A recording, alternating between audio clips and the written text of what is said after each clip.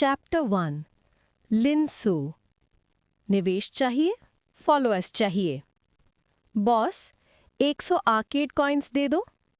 Arcade का मालिक, जो अभी तक 5-6 साल की एक छोटी सी लड़की को रो रो कर प्लश टॉय पकड़ने की कोशिश करते हुए देखकर खुश हो रहा था, आवाज सुनते ही सख्त हो गया। उसने सर उठाया और देखा, एक हल्का सा पतला पर बिल्कुल reader type handsome student counter की तरफ आ रहा था। बॉस ने दर्द भरी आवाज में कहा, नहीं, आज एक्सचेंज नहीं। लिनसू, तू एक ही बकरी को बार बार नहीं काट सकता। कभी सामने वाले आर्केड में भी जाया कर। अगली बार वही जाऊंगा, लिनसू ने बहुत ईमानदारी से कहा। अच्छा, ठीक है। मन ना चाहते हुए बॉस ली ने पैसे लिए और एक प्लास्टिक की टोकरी भरकर 100 आर्केड कॉइन्स उसकी तरफ बढ़ा दिए। थोड़ा हाथ हल्का रखना, थोड़ी दया दिखाना। दिखाता हूं। कुछ देर बाद बॉस ली ने आंखें फाड़ कर देखा। लिनसू हफिंग एंड पफिंग एक पूरा पहाड़ भर के प्लश टॉयज लौटा रहा था। ये तेरी दया है? 100 कॉइन्स, 87 टॉयज। 13 बार मर्सी दिखाई। लिनसू ने सीधे सादे अंदाज में जवाब दिया। बॉस ली को क्या समझ में आया? ये होती है दया? पुराने रूल्स के हिसाब से? हाँ, 3 युआन 1 का बायबैक। 87 टॉयज हुआ, 261 युआन। चलो 260 दे देता हूं। जरूरत नहीं है। लिनसू ने टॉयज चेक किए और एक निकाल लिया। ये मैं रखूंगा। बचे हुए 86, 258 युआन। चलो राउंड करके 260। बॉस ली को क्या समझ में आया? मतलब एक फ्ली दे दिया? बच्चा खोना जैसे चेहरा बनाए बॉस ली ने 260 अलायंस युआन गिनते हुए उसके हाथ में थमा दिए। फिर जैसे कुछ याद आया, उसके चेहरे की लाइंस कस गईं। मुझे याद है तू इस साल सीनियर है। लिनसू ने हल्का सा देखा। तो कल जोन 32 की पब्लिक हाई स्कूल्स अपने इनिशियल बीस्ट पेट्स डिस्ट्रीब्यूट कर रही हैं। पैसे का जुगाड़ हो गया? कहीं फ्री ब्राइट लाइट ग्रुप का कॉन्ट्रैक्ट ही ना मिल जाए? पैसा कम हो तो अंकल थोड़ा मदद कर देगा। इसकी फिक्र मत करो। लिनसू की नज़र बॉस ली के पास बैठे उसके बीस्ट पर गई। एक छोटा सा राइस बॉल जैसा, तकिए जितना बड़ा, जिसमें से नरम वार्म ग्लो निकल रहा था। तुम बस इस बात की फिक्र करो कि तुम्हारा ब्राइट लाइट ग्रुप नाराज ना हो जाए। वैसे भी तुमने खुद बोला फ्री है। बॉस ली को क्या समझ में आया? मैं इतनी अच्छी नीयत से बात कर रहा हूं और ये लड़का हमारे पेट्स को ही भड़का रहा है। मैं तेरी चिंता नहीं कर रहा, बॉस ली ने आंखें घुमाई। मैं सोच रहा हूं जब तू बीस्ट टेमर बन जाए और लाइफ सेट हो, तब यहां से निकल जाए, ताकि रोज रोज मेरी गेम मशीन्स लूटना बंद करे। समझ गया, जा रहा हूं। लिनसू आर्केड से निकल पड़ा। जाते हुए उसने रोने को ही आने वाली छोटी लड़की को बाकी बचा हुआ टॉय पकड़ा दिया। रोना मत, ये लो, तुम्हारा है। लड़की का रोना तुरंत रुक गया। लिनसू एक नीटली रैप्ड पेपर बैग लेकर शांत सड़क पर चल रहा था। जब आसपास कोई नहीं था, उसके होठों पर हल्का सा स्माइल आ ही गया। बॉस ली से उसका रिश्ता इतना क्लोज नहीं था कि वो मदद बिना झिझक ले लेता। इसलिए उसने ऑफर मना कर दिया। और प्लश टॉयज बेचकर कमाया हुआ पैसा, वो तो लिन अम्यूजमेंट डूम्ड सू की मेहनत का कमाल था। कुछ देर में वो रुका। सड़क खत्म हो गई थी। ऊपर पुराने जंग रखे बेलों से ढके हुए गेट पर एक बोर्ड था, autumn leaves children welfare home. Gate पुराना पुराना लग रहा था, पर लेटरिंग अभी भी साफ थी। कुछ पल तक बोर्ड देखते रहे, फिर लिनसू ने हल्का सा धक्का देकर फेंस डोर खोला और अंदर चला गया। 200 साल पहले ब्लू स्टार पर एक ऐसा आपदा आया जो पहले कभी नहीं हुआ था। उस वक्त इंसानी सभ्यता अपने पीक पर थी। टेक्नोलॉजी ऊपर, प्रोडक्टिविटी ऊपर, कंट्रीज खत्म, ह्यूमन अलायंस बन चुकी थी। सब जगह शांति और तरक्की। तभी हर जगह एक अजीब सा क्रिस्टल स्टोन मिलना शुरू हुआ। Ghost energy stone. In stone से निकलने वाली अनोखी रेडिएशन ने फ्लोरा और फौना को बदलना शुरू कर दिया। कई जानवर, पौधे और कुछ बेजान चीजें तक जिंदा जैसे हो गई। इन mutated intelligent supernatural life forms को एक नाम मिला, बीस्ट्स। इनकी इंटेलिजेंस बढ़ गई, डिमांड्स बढ़ गई और वो इंसानों की गुलामी बर्दाश्त नहीं कर पाए। इंसानों ने ब्लू स्टार का ज्यादा सा हिस्सा अपने कब्जे में रखा था। बीस्ट्स को ये मंजूर नहीं था। फिर शुरू हुआ उनका बदला। Beast tides. बेहिसाब बीस्ट्स शहर पर टूट पड़ते और एक के बाद एक ह्यूमन सिटीज गिरती गई। इंसान घोस्ट एनर्जी स्टोन की म्यूटेशन से प्रभावित नहीं होते थे और सुपरनैचुरल बीस्ट्स के सामने टेक्नोलॉजी बेकार निकली। सिटीज बर्बाद हुई, लाखों लोग मरे, हजारों परिवार बिखर गए। जब इंसानी नस्ल खत्म होने के किनारे पर थी, तब इंसानों ने अपनी खुद की सुपरनैचुरल एबिलिटी खोजी। इंसानी ब्रेन के अंदर एक एक्सट्रेनियस स्पेस, इस खास जगह में इंसान बीस्ट्स को कॉन्ट्रैक्ट कर सकते थे, उन्हें समन कर सकते थे, कंट्रोल्स दे सकते थे। मेडिटेशन और कल्टीवेशन से इस स्पेस को बढ़ा सकते थे और ज्यादा बीस्ट्स कॉन्ट्रैक्ट कर सकते थे, उनकी स्ट्रेंथ बढ़ा सकते थे। और यही थी इंसानों की बचाव की राह। चैप्टर 4, चैप्टर 1, लिनसू, निवेश चाहिए, फॉलोअर्स चाहिए। 2। इस तरह एक नया दौर, बीस्केमर्स का युग इंसानी दुनिया पर उतरा। इंसान के दिमाग के अंदर छुपी हुई एक डायमेंशन थी जिसे बीस्ट टेमिंग स्पेस बोला जाता था। जो लोग ये कॉन्ट्रैक्ट स्पेस एक्टिवेट कर पाते थे वो बीस्ट टेमर्स कहलाए, और जिन एलियन बीस्ट्स को वो कॉन्ट्रैक्ट करते उन्हें गार्डियन बीस्ट कहा जाता, ताकि उन्हें वाइल्ड बीस्ट से अलग पहचाना जा सके। Guardian beasts beast taming space में रहते हुए वाइल्ड बीस्ट से कहीं ज्यादा तेजी से ग्रो करते थे। बीस्ट टेमर की मदद से उन्हें रिसोर्सेज भी आसानी से मिलते, ट्रेनिंग भी ज्यादा एफिशिएंट होती। ये फायदे दोनों के लिए एक दूसरे को मजबूत बनाते थे। इसलिए धीरे धीरे इंटेलिजेंट एलियन बीस्ट्स ने खुद ही ह्यूमंस के साथ कॉन्ट्रैक्ट करना शुरू कर दिया। रैपिड ग्रोथ, स्पीशीज लिमिट तोड़ने का मौका, स्ट्रेंथ में एक्सप्लोसिव राइज, कौन मना करता। बीस्ट टेमर्स की कम्युनिटी तेजी से फैली और एकदम से इंसानों का काउंटर अटैक शुरू हो गया। पर एलियन बीस्ट भी कमजोर नहीं थे। अब वो पहले जैसे गुलाम बनकर नहीं रह सकते थे। लंबी जंग के बाद इंसान अपना टेरिटरी वापस जीत गए, पर एक बड़ा हिस्सा बीस्ट हैबिटेट्स के लिए छोड़ना पड़ा। ज्योग्राफी के हिसाब से इंसानी दुनिया 4 सेफ अलायंसेस में बांट दी गई: यान हुआंग, सेक्रेड, डेजर्ट और फ्री। यान Huang safe alliance blue star के सेंट्रल एशियन रीजन में था और उसके अंदर 72 जोन्स। इस वक्त लिनसू जोन 32 में रहता था। जब वो सिर्फ 3 साल का था, एक बीस्ट टाइड ने उसके माँ बाप को छीन लिया। कोई रिश्तेदार नहीं बचा तो वो ऑटम लीव्स वेलफेयर होम में पला, लीग की मिनिमम अलाउंस पर। ये जगह 15 साल से उसका घर थी। आयन गेट की आवाज़ सुनते ही एक छोटी सी 11-12 साल की लड़की भागते हुए बाहर आई, आंखों में चमक। लिनसू भैया, आप आ गए? हाँ। उसने प्यार से उसके बाल गड़बड़ा दिए। उसके गुस्से होने से पहले ही उसने वो पेपर बैग उसके सामने हिला दिया।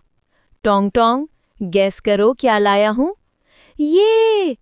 गुस्सा एक सेकंड में उड़ गया। पेपर बैग खींच लिया और सीने से लगा लिया। Rainbow candy. मैं अपने रूम जा रहा हूँ, सबको बांटना ठीक है, अकेली मत खा लेना।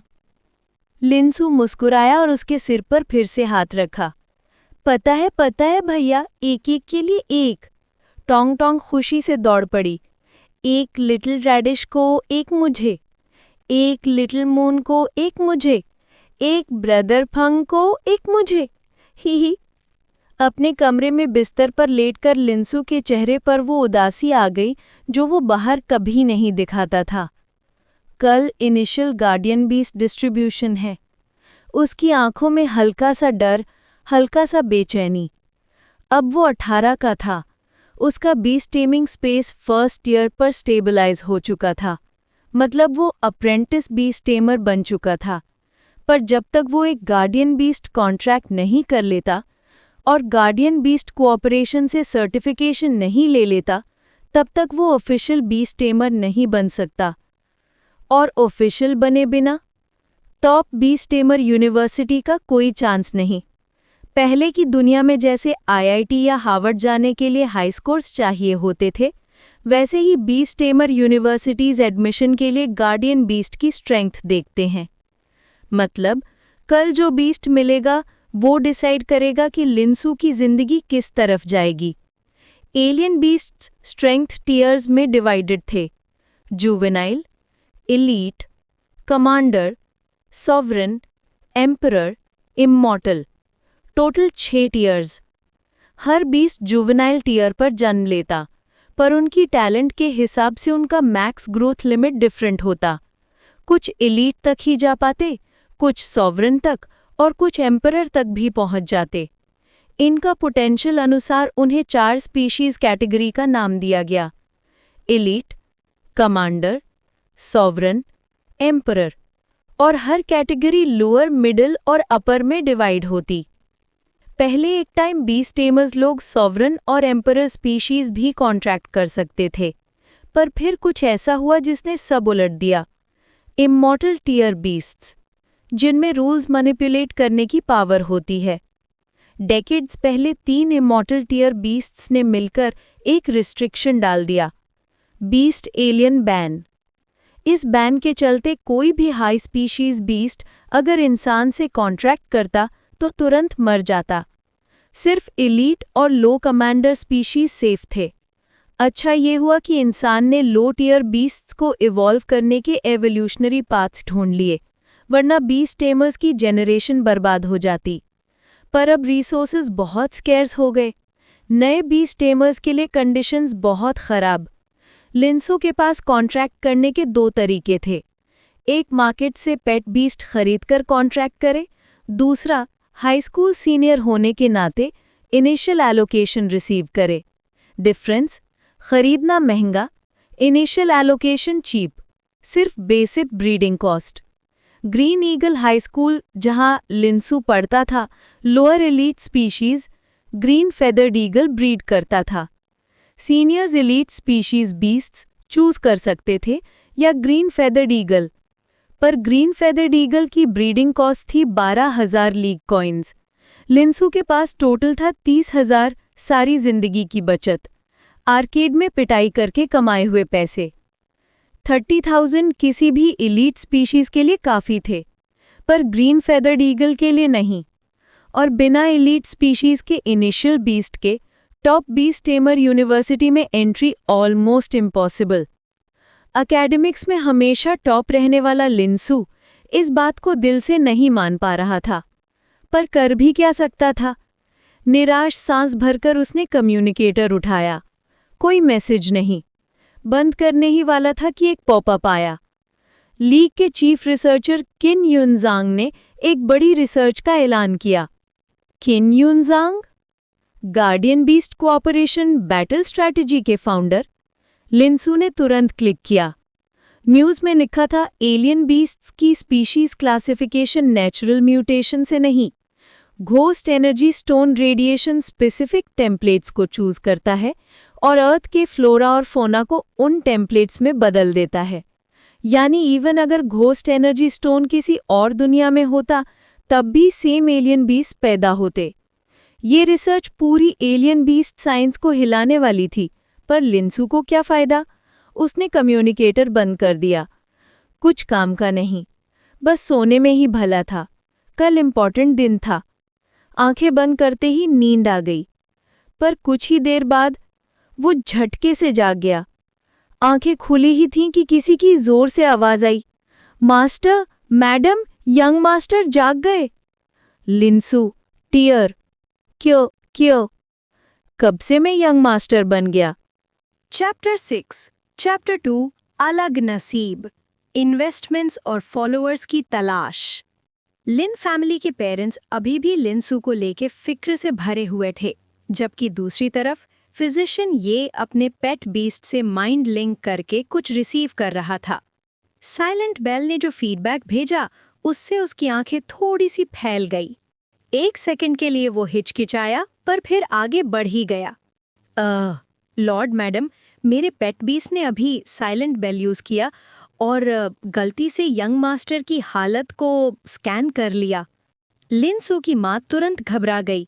क्या हुआ? सुएर को कोई और प्रॉब्लम है क्या? सीधा बताओ। फिजिशियन ये ने हाथ हिलाकर उन्हें काम किया।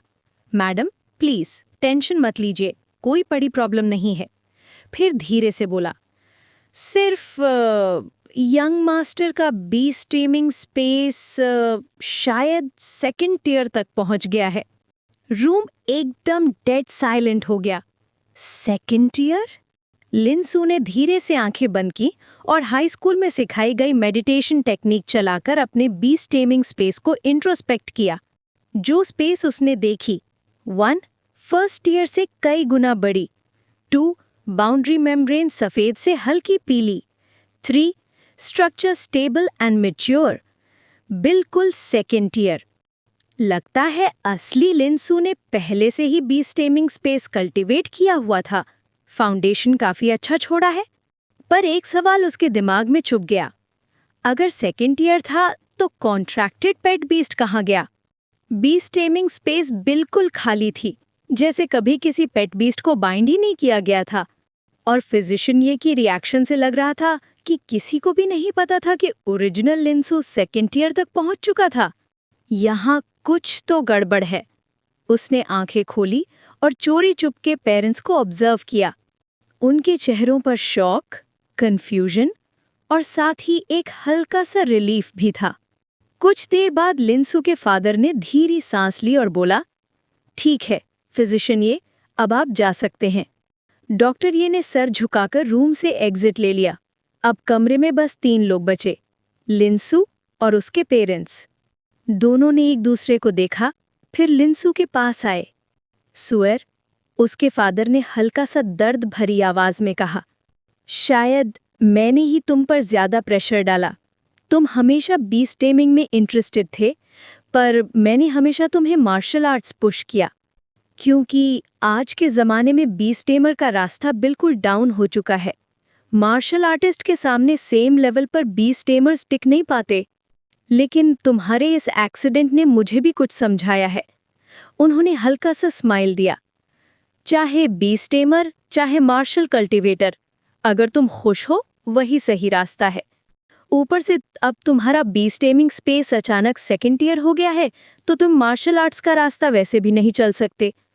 तो मैं भी अपनी जिद छोड़ देता हूँ। उन्होंने प्यार से लिनसू के कंधे पर हाथ रखा। सुएर, तुम अभी बस रेस्ट करो और सोचो कि अपना इनिशियल पेट बीस्ट कौन सा चुना जाए। हमारा परिवार अमीर है, चाहो तो सॉवरेन रेस का बीस्ट भी ले सकते हो। ये कहकर वो रूम से निकल गए। लिनसू की माँ भी प्यार भरी नजरों से उससे देखकर बोली, अपना ख्याल रखना, मेड तुम्हारे लिए टॉनिक बना रही है, कड़वा होगा पर पूरा पीना। और वो धीरे से दरवाजा बंद करके चली गई। लिनसू बस बैठे बैठे स्टोन एक्सप्रेशन में फ्रीज हो गया। ये सब इन्फॉर्मेशन एकदम एक्सप्लोजन जैसी थी।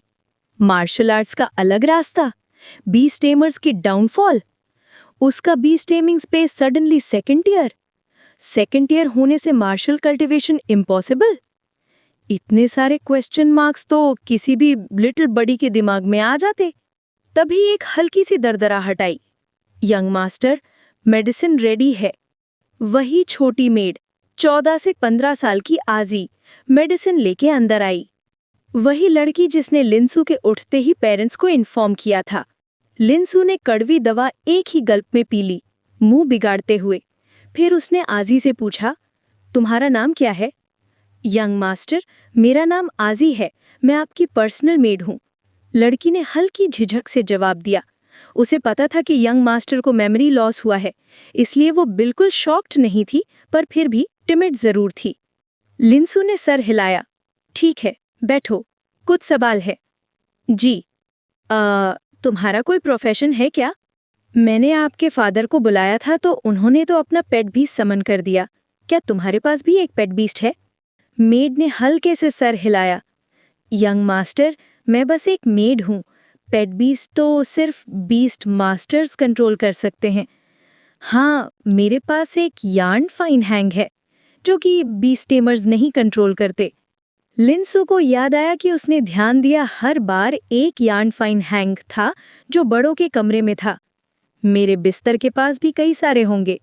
कुछ देर बाद जब आजी ने सारे जवाब दे दिए तो वो बर्तन लेके चली गई। लिंसू बिस्तर पर बैठकर फिर से डीप थॉट में डूब गया। अब उसे काफी सारी चीजें क्लियर हो गई थीं। 1. ये ब्लू स्टार नहीं, डिवाइन मार्शल वर्ल्ड है। 2. यहाँ वो ग्रेट यान किंगडम के योंग नैन सिटी के लिन फैमिली का बेटा है। 3. दोनों वर्ल्ड्स में बीस्ट टेमिंग इसलिए एग्जिस्ट करता है क्योंकि घोस्ट एनर्जी स्टोन दोनों जगह अपीयर हुआ था और डिवाइन मार्शल वर्ल्ड का पास्ट ब्लू स्टार से ज्यादा ट्रैजिक था। जब घोस्ट एनर्जी स्टोन आया, यहाँ के ह्यूमंस लगभग एक्सटिंक्ट हो गए थे। बाद में बीस्ट टेमर्स उठे। फिर एलियन बीस्ट्स में अनडाइंग टियर मॉन्स्टर्स आ गए। फिर एलियन बीस्ट बैन लगा और beast tamers almost wipe out हो गए। ब्लू स्टार और डिवाइन मार्शल वर्ल्ड का एवोल्यूशन उसके बाद बिल्कुल अलग डायरेक्शन में चला गया। Blue star equals to science plus beast evolution. Divine martial equals to primitive era no scientific support. इसलिए लोअर टियर बीस्ट इवॉल्व करना यहाँ कभी शुरू ही नहीं हो पाया और बैन लगते ही नए जेनरेशन बीस्ट टेमर्स का रास्ता खत्म हो गया। इस हालत में पुरानी जेनरेशन के बीस्ट टेमर्स ही थोड़ी देर तक फ्रंट संभाल पाए। बाकी लोगों ने मिलकर एक नया रास्ता ढूंढना शुरू किया, पावर का एक बिल्कुल अलग पाथ। उनमें से कुछ लोगों ने तो सीधा फैसला कर दिया, बीस्ट टेमर का रास्ता छोड़ दो। और बहुत मुश्किलें झेलने के बाद वो एक नई शक्ति की राह तक पहुंच गए, मार्शल आर्ट्स। मार्शल आर्ट्स का उदय। घोस्ट एनर्जी स्टोन के रेडिएशन के नीचे मार्शल आर्ट्स ह्यूमंस के लिए एक दूसरा ऑप्शन बन गया, जहां लोग अपने शरीर को मजबूत बनाते हैं एलियन बीस्ट को हंट करके और उनके रिसोर्सेज को अब्जॉर्ब करके। इस बात का सबसे बड़ा फीचर क्या?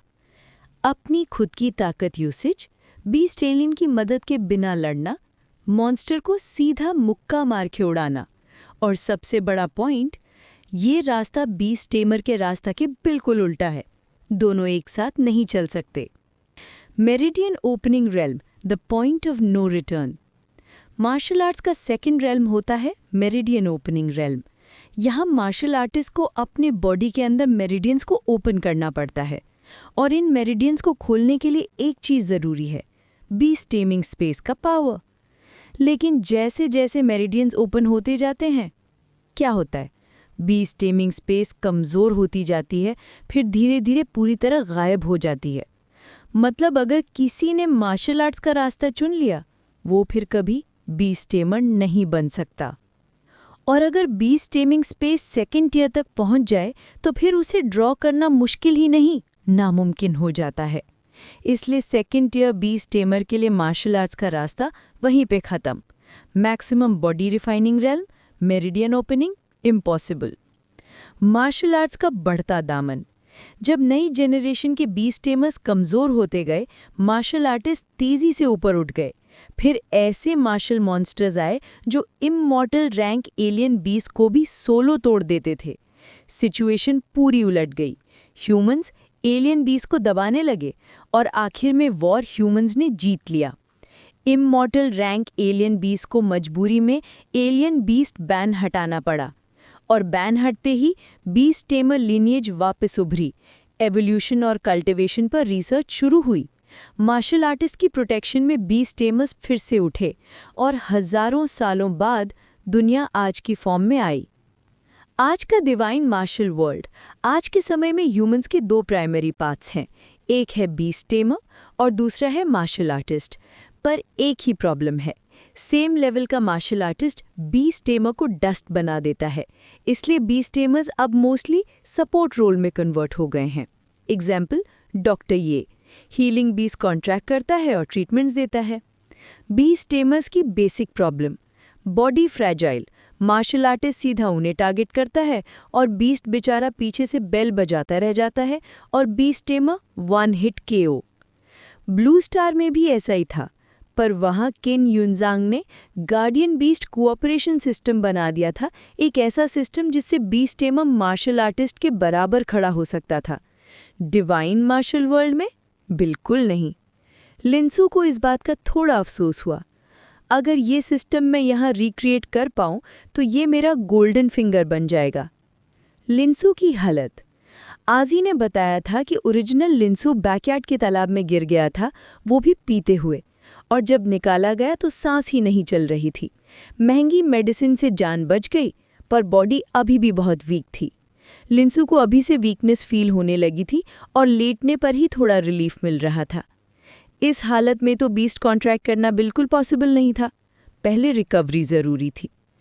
रिस्टोरेटिव मेडिसिन पीते ही उसके शरीर में गरम गरम हल्का सा करंट सा चला, जैसे वो कोई हॉट स्प्रिंग में डुबकी लगा रहा हो, और धीरे धीरे नींद उस पर हावी हो गई। वो दोबारा सो गया। टिंग लिलिंग लिंग। अलार्म की फेमिलियर आवाज़ सुनते ही लिंसू ने आधी नींद में हाथ बढ़ाया और अपना कम्युनिकेशन डिवाइस बंद कर दिया। 1 सेकंड, कम्युनिकेशन डिवाइस?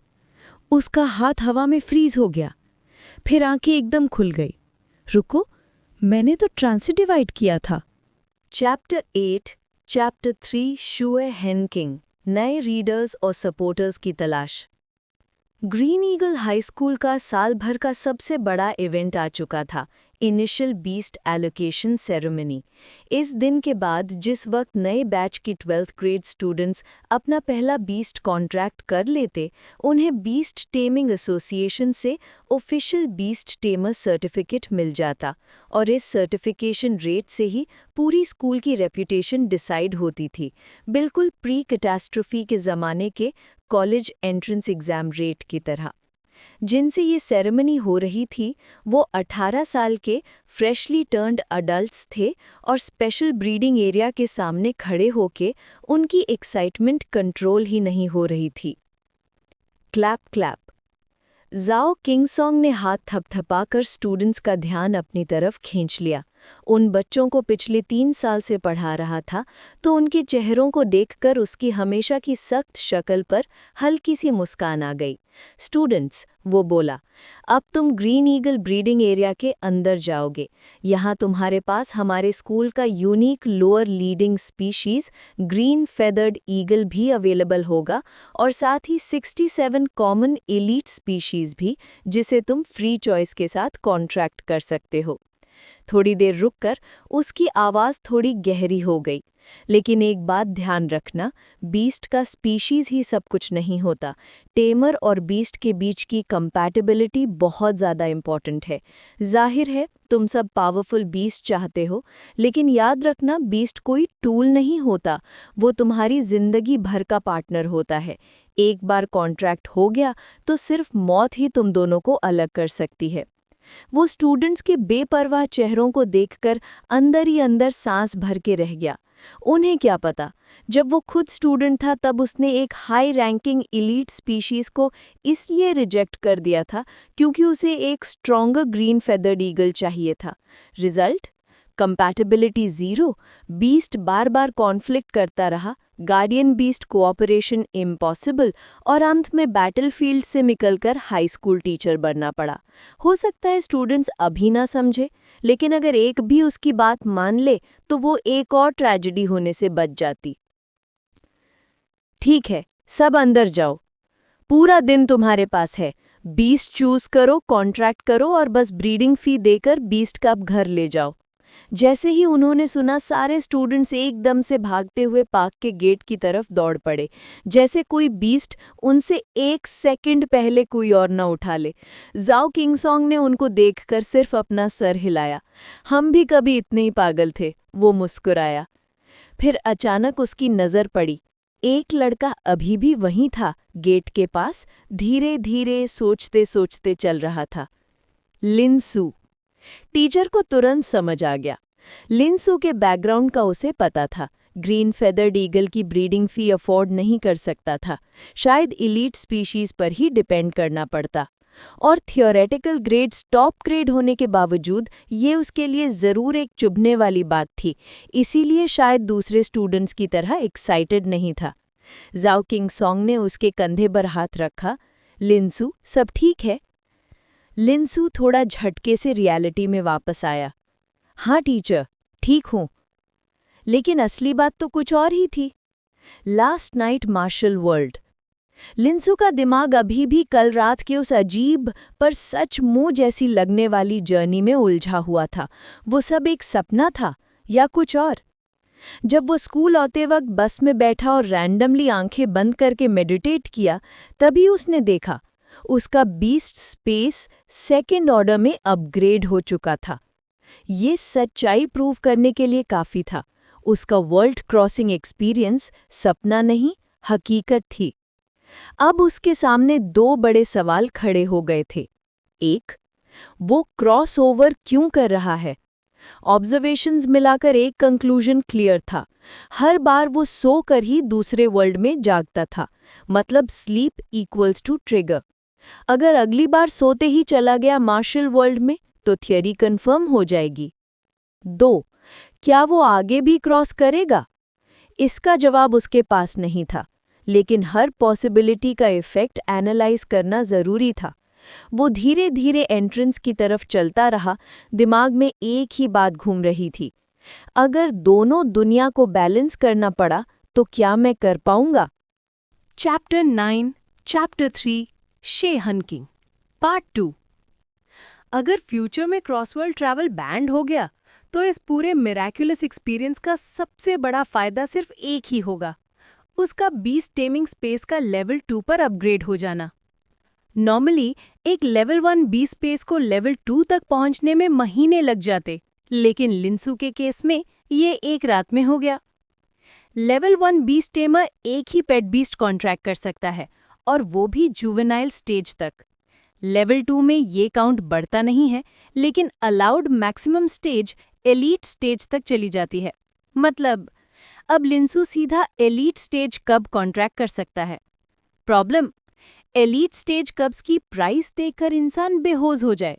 वाह भाई, जुवेनाइल एलीट स्पीशीज ही मुश्किल से अफोर्ड हो पाती, एलीट स्टेज का तो सोचना भी मुश्किल। इसलिए लेवल 2 का मेजर बेनिफिट प्रैक्टिकली उसके काम ही नहीं आ रहा था। बिल्कुल चिकन रिब्स वाली फीलिंग, फायदा कम, चुभन ज्यादा। लेकिन अगर वो दोनों वर्ल्ड्स के बीच ट्रैवल कंटिन्यू कर सकता हो तो तब पिक्चर पूरी चेंज हो जाती। दोनों ट्रैवल एक्सपीरियंसेस कंपेयर करने पर एक बात क्लियर हो रही थी। 1, ट्रैवल फिजिकल नहीं था, उसकी कॉन्शियसनेस प्लस बीस्ट स्पेस ही ट्रांसफर हो रही थी।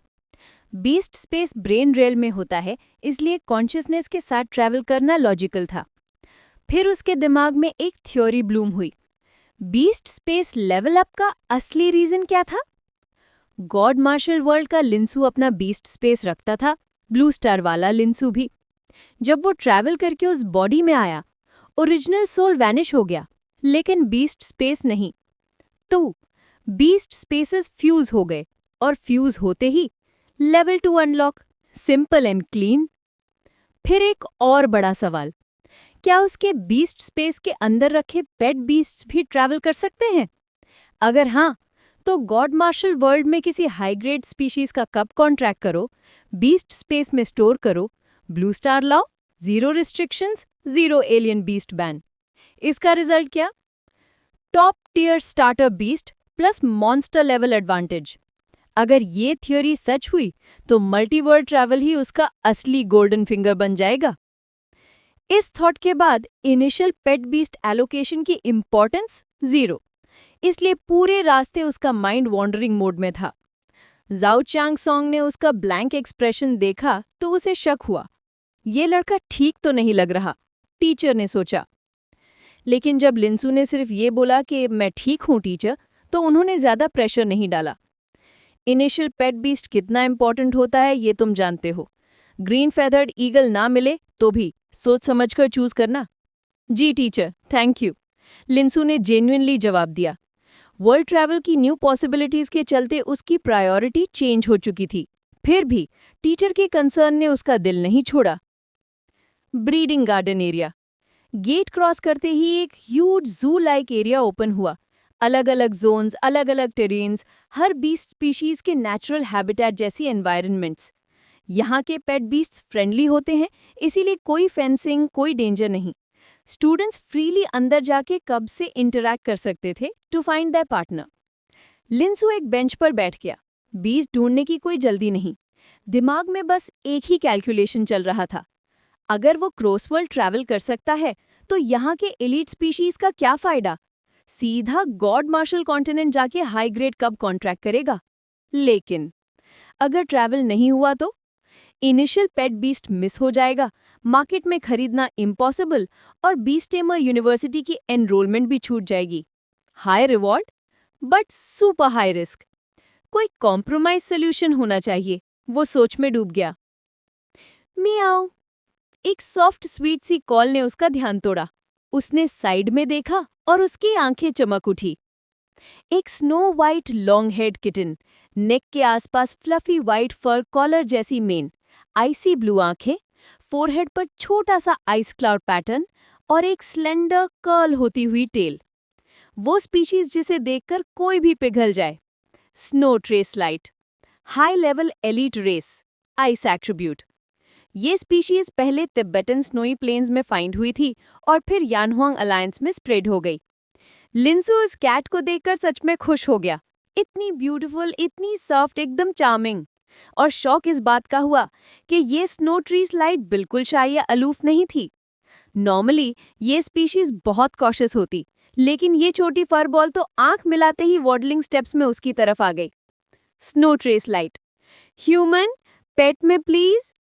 चलते वक्त उसके पॉज के नीचे स्नोफ्लेक पैटर्न्स ब्लूम हो रहे थे। उसका इननेट टैलेंट, स्नो ट्रेस। लिंसू मुस्कुराया, हाथ आगे बढ़ाया। वो छोटी कमली कब उसके पाम पर चढ़ गई। उसने उसकी सॉफ्ट फर को जेंटली स्ट्रोक किया और किटन ने आंखों में प्योर ब्लिस के साथ उसे देखा। फर कूल था मगर आइसी नहीं, बिल्कुल सूदिंग, एकदम addictive feel. But Sai contract के लिए सूटेबल नहीं। Snow trace light, high level elite, beautiful, Frost storm जैसे स्ट्रॉन्ग स्किल के साथ। But evolutionary path zero. ये स्पीशीज इवॉल्व ही नहीं होती। एलीट से लीडर तक जा सकती है बट मोनार्क इम्पॉसिबल। इसीलिए लोग इसे स्टार्टर बीस्ट नहीं बनाते, पेट के तौर पर रख लेते हैं बस। और फिर लिंसू के दिमाग में लाइटनिंग फ्लैश हुई। Wait, buy as pet without contract. Pet is cheap, contract is expensive. और कॉन्ट्रैक्ट लेने का रिस्क तभी लेना चाहिए जब वर्ल्ड ट्रैवल कंफर्म हो। लिंसू ने फर बॉल को पैट करते एकदम रुककर सोचा, ये तो परफेक्ट कॉम्प्रोमाइज सोल्यूशन है। चैप्टर 10, चैप्टर 4, किस्मत की दया, निवेश और फॉलोअर्स की मांग। कुछ पेट्स ऐसे होते हैं जिनके नेचर ही अलग होती है। जब इनिशियल पेट एलोकेशन में उन्हें बीस्ट टेमर के साथ घर ले जाया जाता है तो वो तुरंत कॉन्ट्रैक्ट नहीं करते। पहले बीस्ट टेमर के साथ बॉन्ड बनाते हैं, थोड़ा प्यार मोहब्बत जमाते हैं, तब जाकर कॉन्ट्रैक्ट करने के लिए तैयार होते हैं। इसी वजह से इनिशियल पेट एलोकेशन को सिर्फ एक प्रिलिमिनरी कॉन्ट्रैक्ट इंटेंट माना जाता है। ब्रीडिंग फीस भरने के बाद बीस्ट टेमर पेट को घर ले जा सकता है और कब कॉन्ट्रैक्ट करना है इसकी कोई कंपल्जन नहीं होती। अगर किसी वजह से बीस्ट टेमर उस पेट के साथ कॉन्ट्रैक्ट नहीं कर पाता तो रूल्स भी बिल्कुल क्लियर है। इंसान और पेट्स का रिश्ता कोई गुलामी का रिश्ता नहीं है, वो साथी है, पार्टनर है। पेट्स इंसान की प्रॉपर्टी नहीं होते, इसलिए अगर कॉन्ट्रैक्ट पॉसिबल ना हो, बीस्ट टेमर चाहे तो पेट को ना तो छोड़ सकता है ना बेच सकता है। उसे ब्रीडिंग पार्क को ही वापस देना होता है। ब्रीडिंग फी वो रिफंड नहीं होती। इन रूल्स को देखकर थ्योरेटिकली लिंसू एक पेट चूज कर सकता था, घर ले जा सकता था। अगर लगता कि वो अब ट्रैवल नहीं कर सकता तो कॉन्ट्रैक्ट कर लेता, और अगर लगता कि ट्रैवल कर सकता है तो पेट को ब्रीडिंग पार्क को रिटर्न कर देता। ब्रीडिंग फी का नुकसान होता, पर बीस्ट टेमर यूनिवर्सिटी के एप्लीकेशन को डिले होने का रिस्क ज़्यादा बड़ा था। ये लॉस लिंसू झेल सकता था। ये सोचते ही फाइनली उसके चेहरे पर एक हल्का सा सुकून आ गया। उसकी बाहों में सुलझी हुई प्यार से लिपटी शुए हिन सैंग किंग, आंखें बंद, बिल्कुल रिलैक्स्ड। उसे देखकर लिंसू हल्की सी हंसी से बोल उठा, लिटिल गाय, तुमने तो मेरी बड़ी प्रॉब्लम सॉल्व कर दी। म्याऊ, कौन सी प्रॉब्लम? छोटी सी शुएहन फैंग किंग ने अपनी आइसी ब्लू आइज खोली, फुल पजल्ड मोड में उसे घूरने शुरू कर दिया। उसने तो कुछ नहीं किया था, सिर्फ लिंसू की गोद में प्यार से बैठी रहती थी, मसाज एंजॉय करती थी। लिंसू ने हल्का सा मुस्कुराकर कहा, नथिंग, कुछ नहीं। फिर वो खड़ा हो गया।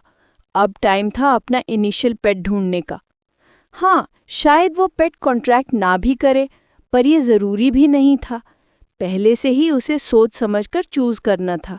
और उसके लैप में लेटी ये छोटी सी लिंसू ने उसकी आइसी ब्लू आइज में देखा और हेल्पलेस होकर बोला, लिटिल गाय, अगर तुम इवॉल्व कर पाती ना तो कितना अच्छा होता।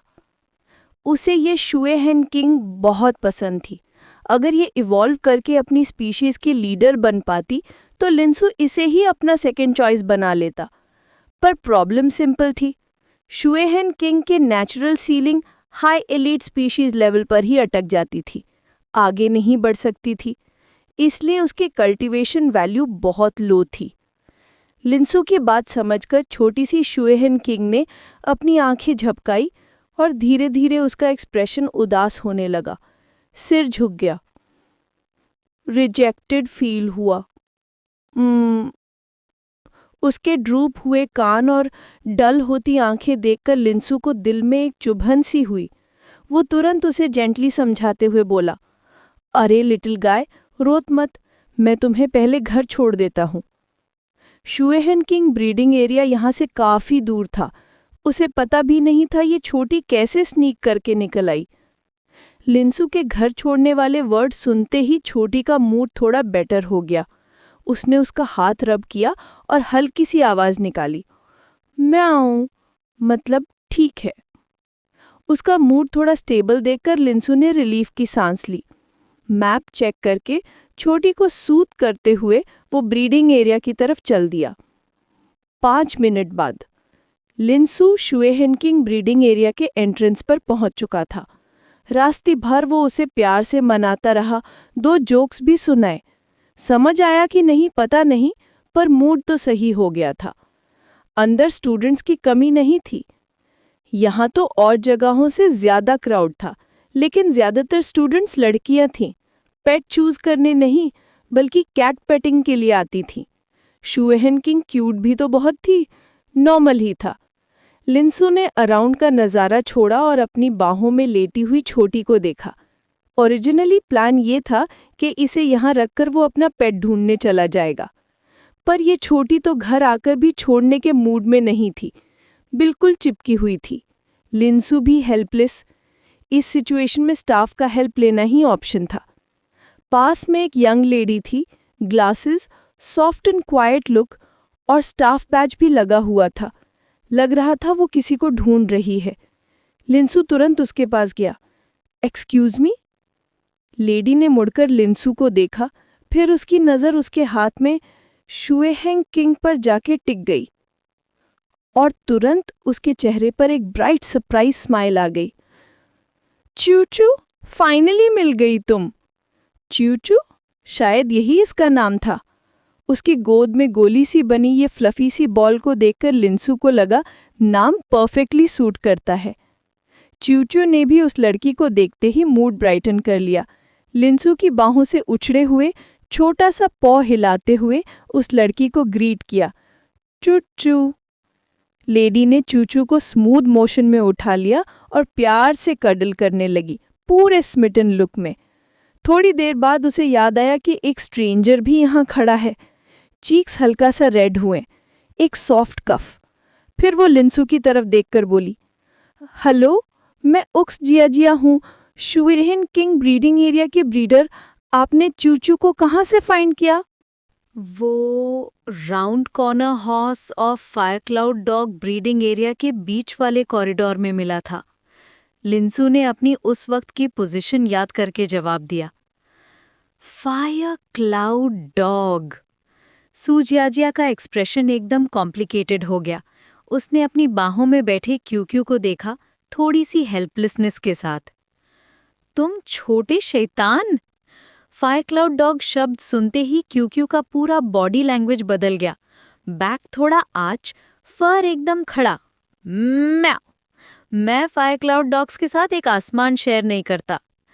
क्यूक्यू का क्यूट बट थ्रेटनिंग रिएक्शन देखकर लिंसू को क्यूरियोसिटी हुई।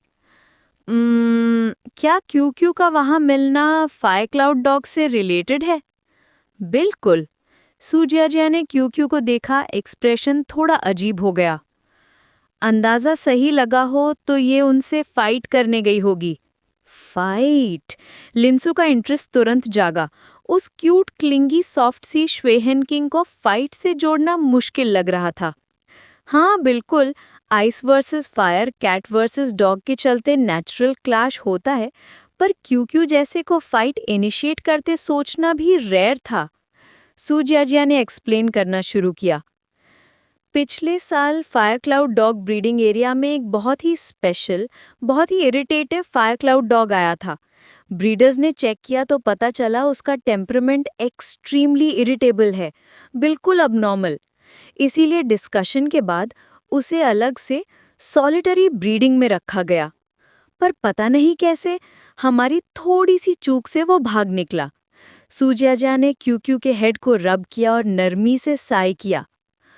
वो सॉलिटरी ब्रीडिंग वाली जगह यहाँ श्वेहेन किंग ब्रीडिंग एरिया के पास ही थी और वो फायर क्लाउड डॉग यहाँ घुस आया। जब तक हम उसे कंट्रोल करते, कई श्वेहेन किंग्स ऑलरेडी सीरियसली इंजर्ड हो चुकी थी। उन इंजर्ड श्वेहेन किंग्स में क्यूक्यू की माँ भी थी। वो उस वक्त प्रेग्नेंट थी। मुश्किल से क्यूक्यू को जन्म दिया, पर कुछ ही वक्त बाद इंजरीज के कारण उसकी माँ गुजर गई। क्यूक्यू का फादर भी ज्यादा दिन नहीं टिक पाया। उसके वीन होने के बाद ही एक फैमिली उसे खरीद कर ले गई। सूजियाजिया ने हल्का सा दर्द भरा एक्सप्रेशन दिखाया। तुम जानते हो श्वेहेन किंग की नेचर? लिंसू ने चुपचाप सर हिला दिया।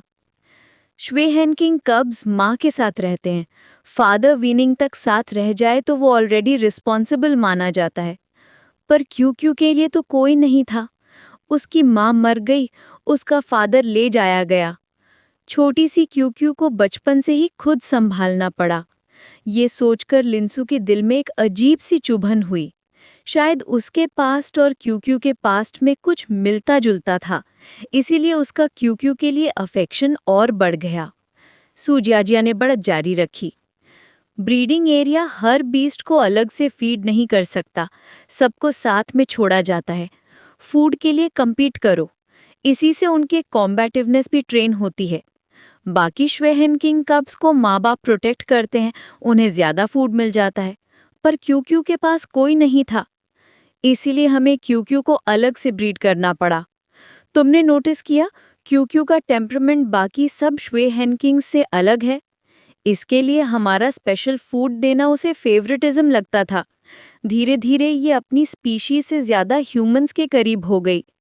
लिंसू ने क्यूक्यू को सूजियाजिया की बाहों में सीधा बैठे देखा और पास में दूसरी इनडिफरेंट श्वेहेन किंग्स को देखा। सब समझ गया। फिर उसने सोचा और थोड़ा सा आईब्रो रेज किया।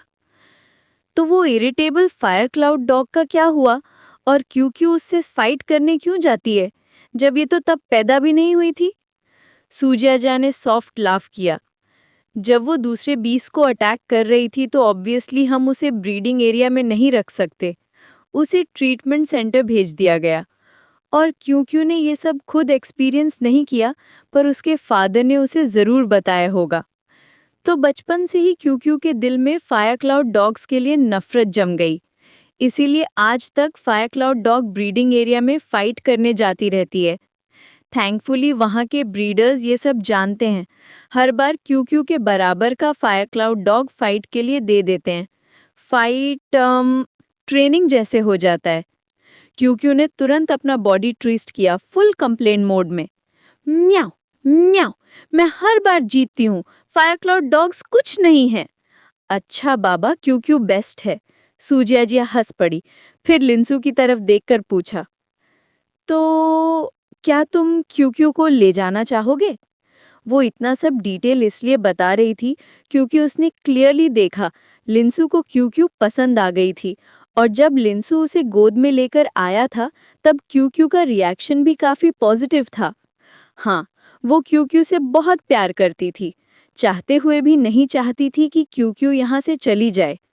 पर सच ये था, एक बीस्ट का सबसे अच्छा फ्यूचर तभी होता है जब वो अपने बीस्ट टेमा के साथ बड़े होते हैं। और सामने खड़ा ये लड़का बिल्कुल सूटेबल लग रहा था। और ये डेफिनेटली इसलिए नहीं था क्योंकि ये बहुत हैंडसम था। Absolutely not. लिंसू थोड़ा स्टन्ड हुआ, फिर उसकी आंखें क्यू क्यू से मिली। छोटी सी क्यू क्यू भी पूरे टेंशन के साथ उसी को देख रही थी।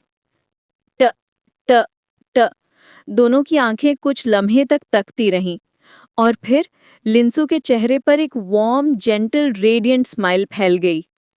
ठीक है, वो अपना डिसीजन बदल चुका था। श्वे हेन किंग स्पीशीज की इनेट एप्टीट्यूड बुरी नहीं थी, बस प्रॉब्लम ये थी कि उसकी कोई एवोल्यूशनरी पाथ नहीं थी। पर एवोल्यूशनरी पाथ ना होना मतलब पोटेंशियल का ना होना नहीं होता, बस रास्ता अनक्लियर होता है।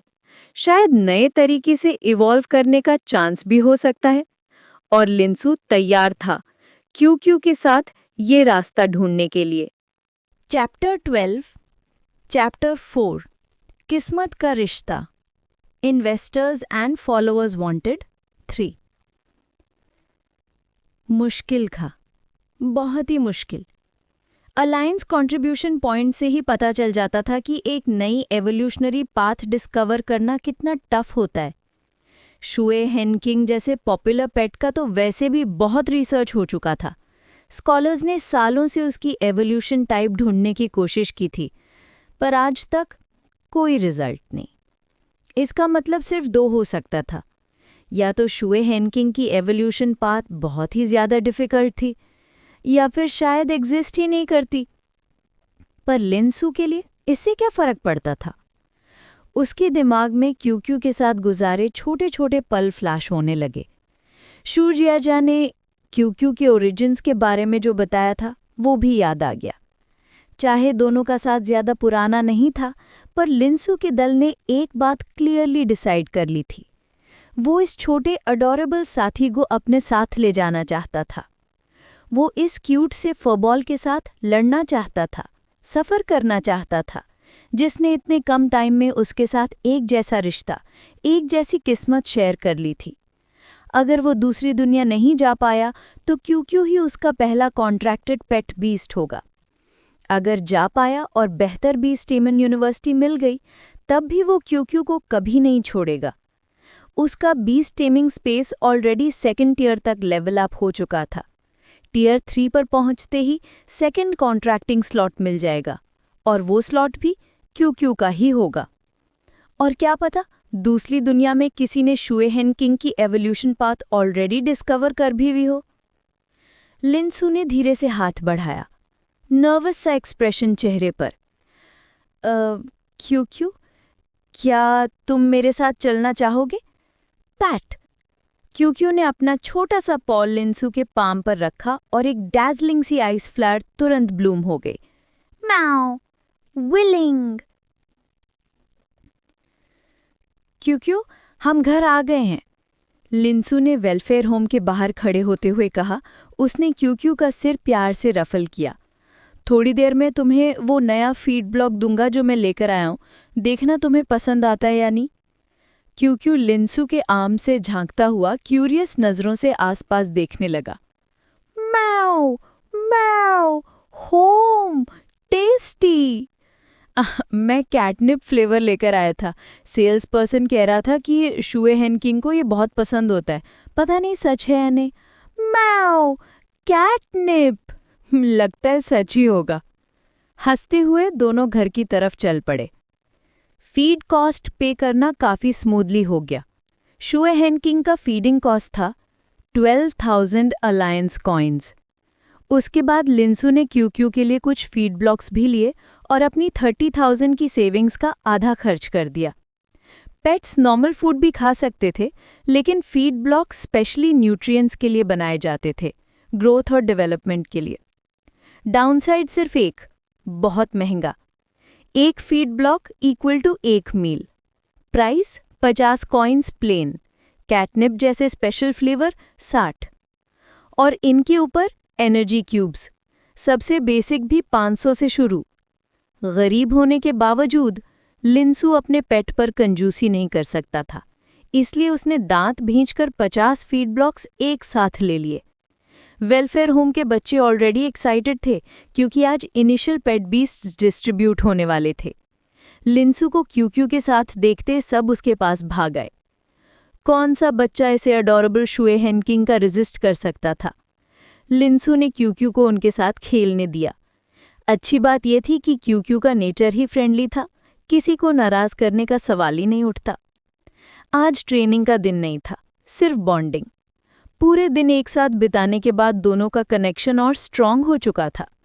कॉन्ट्रैक्ट ना होते हुए भी लिंसू क्यूक्यू की फीलिंग्स और सिग्नल्स इजीली समझ रहा था। रात हो गई। लिंसू को काफी नर्वसनेस महसूस हो रही थी। बहुत टाइम बाद ऐसा हो रहा था कि उसे सोने में देर लग रही थी। क्यूक्यू ने पार से म्याऊ किया, म्याऊ, गुड नाइट। लिंसू के सोते ही क्यूक्यू हल्की सी जंप लगाकर उसके बिस्तर पर आ गया। छोटा सा वार्म सा बॉडी ब्लैंकेट के अंदर घुसकर उसके आर्म्स में परफेक्ट जगह ढूंढ ली। Sleep, safe, warm. लिंसू ने उस फ्लफी वार्मथ को अपने से चिपका हुआ महसूस किया और उसका दिल शांत हो गया। नींद धीरे धीरे आ गई, कॉन्शियसनेस धुंधला हो गया और फिर वो गहरी नींद में डूब गया। चैप्टर 13, चैप्टर 5, दुनिया का फ़र्क, इन्वेस्टर्स और फॉलोअर्स वांटेड। दूसरी दुनिया की स्पीशीज़, कॉन्सेप्ट्स और लैंग्वेजेस अलग अलग हैं, पर कन्फ्यूजन अवॉइड करने के लिए सबको एक ही नेमिंग सिस्टम में रखा गया है। आंखें खुलते ही लिंसू ने आसपास देखा। कमरा पूरी तरह से ब्लू स्टार से अलग स्टाइल में सजाया हुआ था। उसके दिल में हल्का सा सुकून उतर आया, बिल्कुल वैसे ही जैसे उसने सोचा था। सोना ही उसका दोनों दुनियाओं के बीच ट्रैवल करने का तरीका था। और सबसे बड़ी बात, वो अभी भी ट्रैवल कर सकता था। उसे बिल्कुल भी डर नहीं था कि वापस ब्लू स्टार नहीं जा पाएगा। एक बार जा चुका था तो दोबारा भी जा ही सकता है। अपनी करंट बॉडी स्टेट फील करते ही उसके चेहरे पर हैरानी का हल्का सा रंग आया। पिछली बार जब यहाँ आया था, उठना तक मुश्किल था। इस बार भी कमज़ोर था, पर पिछली बार से काफ़ी बेहतर। ये शायद उस टॉनिक की वजह से था जो ब्लू स्टार लौटने से पहले पिया था। क्या उस टॉनिक का इफ़ेक्ट इतना ज़बरदस्त था? लिंसू को लगने लगा कि अगर एक डोज और मिल जाए तो शायद उसकी बॉडी पूरी तरह से रिकवर हो जाए। ये सोचकर वो धीरे से कंबल हटाकर बेड से बैठ गया और बाहर जाने लगा। पिछली बार पूरा वक्त बेड पर ही गुजरा था। अज़ी ने जो बताया था बस उतना ही जानता था। इस बार वो खुद अपनी आंखों से शेनवू नाम की इस अजीब और अनोखी दुनिया को देखना चाहता था। वो दूर तक पहुंच ही रहा था कि क्रिक, दरवाज़ा खुद ब खुद खुल गया। सामने अज़ी खड़ी थी, उतनी ही हैरान जितना लिंसू। कुछ पल चुप रहकर वो हल्की सी हिचकिचाहट के साथ बोली, यंग मास्टर, आप उठ गए? लिंसू का एक्सप्रेशन थोड़ा ऑकवर्ड हो गया। तुम हमेशा मुझे सोते ही क्यों पकड़ लेती हो? अज़ी ने सीधे साधे टोन में जवाब दिया, क्योंकि मैं हर 15 मिनट में यंग मास्टर का हाल चेक करती हूँ। 15 मिनट, तभी हमेशा टाइम पे आ जाती है। लिंसू के दिल में एक नरम सी वार्मथ उतर आई। शायद इस दुनिया में ये सब नॉर्मल था, यंग मास्टर की सेवा करना, पर फिर भी उसे ये सब अच्छा लगता था। शुक्रिया, उसने धीरे से कहा। रूम से बाहर निकला तो उसके सामने एक बड़ा सा गार्डन था। मार्बल की ऊंची दीवारें, पुरानी शाम से भरी आर्किटेक्चर, बेहतरीन तरीके से लगाए गए अजीब और खूबसूरत फूल, और उनमें खेलते छोटे छोटे मैजिकल बीस्ट्स। अज़ी अभी भी उसके थैंक यू में लॉस्ट ही, तभी जैसे याद आया, यंग मास्टर, आप कहाँ जा रहे हैं? बस कोर्टयार्ड देख रहा हूँ। वो टॉनिक? बस 1 मिनट यंग मास्टर, मैं अभी दवाई बनाने जाती हूँ। तुम मुझे यंग मास्टर मत बुलाओ, नाम से बुला लो। जी यंग मास्टर। लिन फैमिलीज गेस्ट हॉल। चेयरमैन की, आपका बहुत एहसान है। लिन जिन्नान ने सामने बैठे डिस्टिंग्विश मिडिल एज नान को नमस्ते करते हुए चाय का कप उठाया। मेरा बेटा ठीक हो जाए और अपने मैजिकल बीस्ट के साथ कॉन्ट्रैक्ट बना ले तो वो बीस्ट टेमिंग यूनियन की ही जिम्मेदारी होगा। चेयरमैन की मुस्कुराया। मास्टर लिन, आप ज़्यादा तारीफ कर रहे हैं। आजकल बीस्ट टेमर बनने वाले युवा कम होते जा रहे हैं। मैंने सुना है आपका बेटा मार्शल आर्ट्स फैमिली से होकर भी बीस्ट टेमिंग को पसंद करता है। ऐसे युवा को तो हमारी तरफ से सपोर्ट मिलना ही चाहिए। लिन जिन्नान कुछ और बोलने ही वाले थे कि बाहर से नॉक हुआ। आज तो स्पेशल गेस्ट की वजह से किसी को डिस्टर्ब नहीं करना था। उन्होंने स्लाइटली फ्राउन किया, पर जैसे ही देखा कौन आया है, एक्सप्रेशन सॉफ्ट हो गया। अजी, सुर की पर्सनल मेड। शायद सुर उठ गया है। क्या बात है? मास्टर, यंग मास्टर उठ गए हैं। मैं उनकी दवाई बनाने जा रही हूँ, बस आपको बता दिया। अच्छा है, जाओ दवाई बनाओ, मैं थोड़ी देर में आता हूँ। अजी चली गई। लिन जिन्नान ने अपनी सीट एडजस्ट की। ब्रदर युनहान, वो डॉक्यूमेंट्स? एड्रेस चेयरमैन की से ब्रदर युनहान हो चुका था कि युनहान मुस्कुराया। उसने अपनी रोब से एक रिंग निकाली, ब्लैक जेमस्टोन वाली स्पेस रिंग। ये सब मैं पहले से प्रिपेयर करके लाया हूँ, सब डॉक्यूमेंट्स इस स्पेस रिंग में हैं। और ये रिंग, उसने रिस्पेक्ट से आगे बढ़ाई, आपके बेटे के लिए एक छोटा सा मीटिंग गिफ्ट। लिन जिन्नान का चेहरा सीरियस हो गया। ये कोई सिंपल गिफ्ट नहीं था। स्पेस रिंग बनाने के लिए रैंक 4 स्पेस टाइप के मैजिकल बीस्ट की शक्ति चाहिए, और वो बीस्ट ज़्यादातर एम्परर लेवल होते हैं। ये गिफ्ट नहीं, एक बड़ा सा संकेत था। Future cooperation. लिन फैमिली और बीस्ट टेमिंग यूनियन का संबंध और गहरा होने वाला था। लिन जिन्नान ने रिंग ली, तो फिर मैं ये अपने बेटे की तरफ से एक्सेप्ट करता हूँ।